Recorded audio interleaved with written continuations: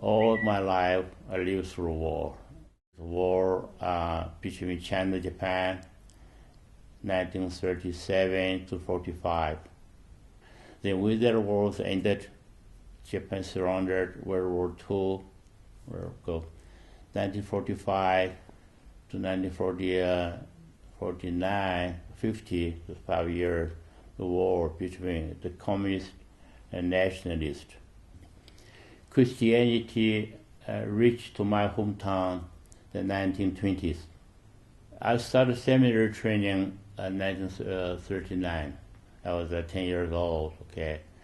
Even by that time, the war was going on between China and Japan. Japan, China, going on. So there's no communication. From my hometown to the boarding school, there's 3 days walking. I had to walk 3 days. It's no other way. No train, no car, no bus. So that was pretty difficult too, because winter time it's cold. You walk in the open. So we went through a load of our luggage on a wagon, just like the old time in this country, with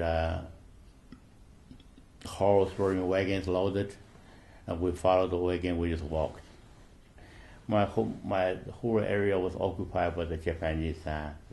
They surrendered. As a result, it's a political vacuum. No policemen and no control. A lot of bandits everywhere, and people are starving and no destruction during the war. So those with guns just go rob people and kill people. Bandits everywhere, and the communists coming too. So that's really chaotic. That was a very difficult time. We had to disguise ourselves, and follow a merchant with wheelbarrow merchant. They had the dates, they had the fruit, and go through. We had to follow them, pay them money, and they smuggle us out. Very difficult. One time and again, we were stopped in a wood. The bandits came with a revolver, stopped us, tried to rob us. Somehow, after today, I don't know what happened. The divine providence. They talked them themselves at a certain point. They left us alone. They ran away themselves. There are three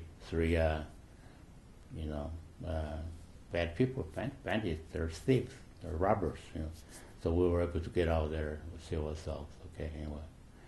So those several other episodes. Finally, in 1948, this time the communists are closing on the city where we had to take the plane, and with the very last flight now, it's not a passenger plane, it's a cargo plane. We were able to get into the cargo plane, sit on the floor, and we flew out. Then the city fell after that. Then in 1949, the communists came from occupied all North China. They pushed into the south. We had to move again. Okay, there's a train from Wuhan to Canton to Hong Kong. Everyone to get out. So we were able to reserve a compartment for South seminarians. We were there, but the train was packed with people. The train is. I always mention the movie Dr. Zhivago. There's one scene, you see people hanging on the train at the top, everywhere, the entrance, the same thing. The train, you could see the train, you always see is humanity. They're hanging on the top, and everywhere the trains keep on moving. Somebody fell on the train, died, and that's how we get out. So In other words, whenever you reach the station, you down there, open your window, you had shutter down, curfew, your shelter, So but that's probably thank God we were able to get out and get out to 49. Part of us went to Hong Kong, part went to Macau. That's where Hong Kong was a British colony. That time, the communists wouldn't come because you don't belong to China. Macau is a Portuguese colony, so they left us alone. But we didn't know whether the communist government decided to jump over to take from Macau now. That was so dangerous. So all the seminary and missionary gathered there. If the communist government decide to take over, occupy, they can do it anytime. Then cause we would fall among them, of their hand. So the seminarians or the missionaries were gathered there in Macau. They sent 10 of us. Out of the 110 seminarians, they chose 10 of us, each represented each diocese. So they sent us to Europe to study. So thinking, in case if we lose everything in China, if the communists takes over, nobody, no more longer priest left now, nobody could be ordained, at least you have somebody in the European countries, be ordained priest, somebody never come back. I was studying from 49 to 54. 54, I finished my study of theology, was ready to be ordained. But my bishop's in jail, under house arrest in China. Somehow I had to get permission for the bishop to be ordained. Otherwise, you cannot be. People would ordain you without permission from bishop. So we had a hard time to contact him. Finally, sent a letter, asked permission to ordain John one to your seminarians, speaking theology now. And bishop being in jail under house arrest, he didn't have no paper and no pencil, no books, nothing. He managed to get a piece of paper, some toilet paper, He wrote a couple lines in Latin. Under these circumstances, I give you permission to ordain this young man. And I was able to be ordained priest. Between 1950 to 1980, those 30 years, there persecution, religious persecution. So the church were closed, the missionaries expelled, Chinese clergy were jailed or put into concentration camp or hard labor camp. Was a very difficult time for 30 years. But after Chairman Mao, the communist leader died, gradually there's a communication between China and the West that helped fresh air. China opened up.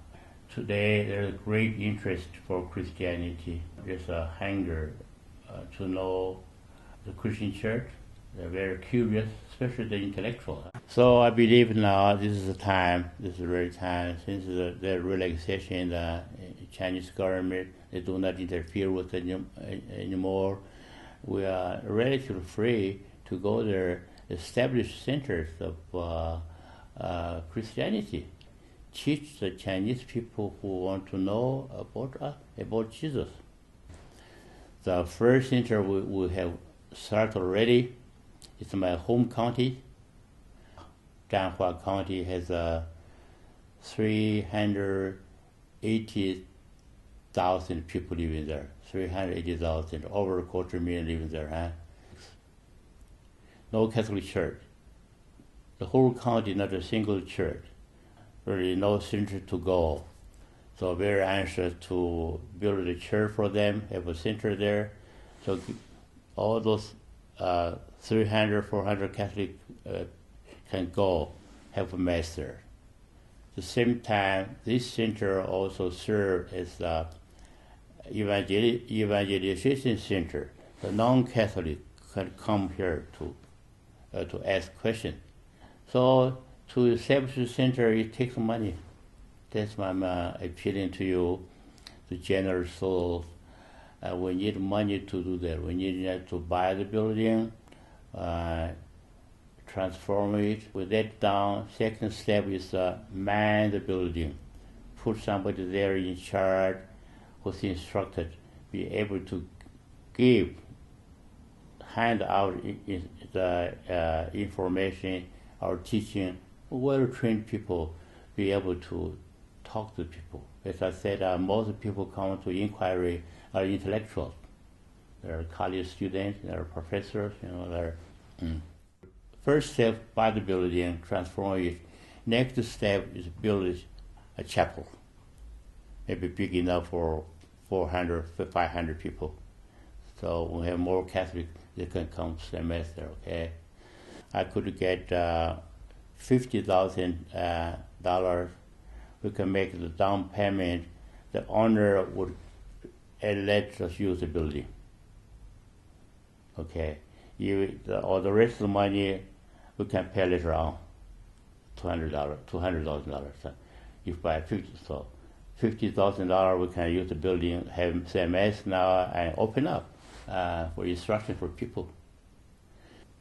So this would be my great desire to do, to help the Chinese to know Jesus everywhere. So my great desire, establish centers everywhere in China.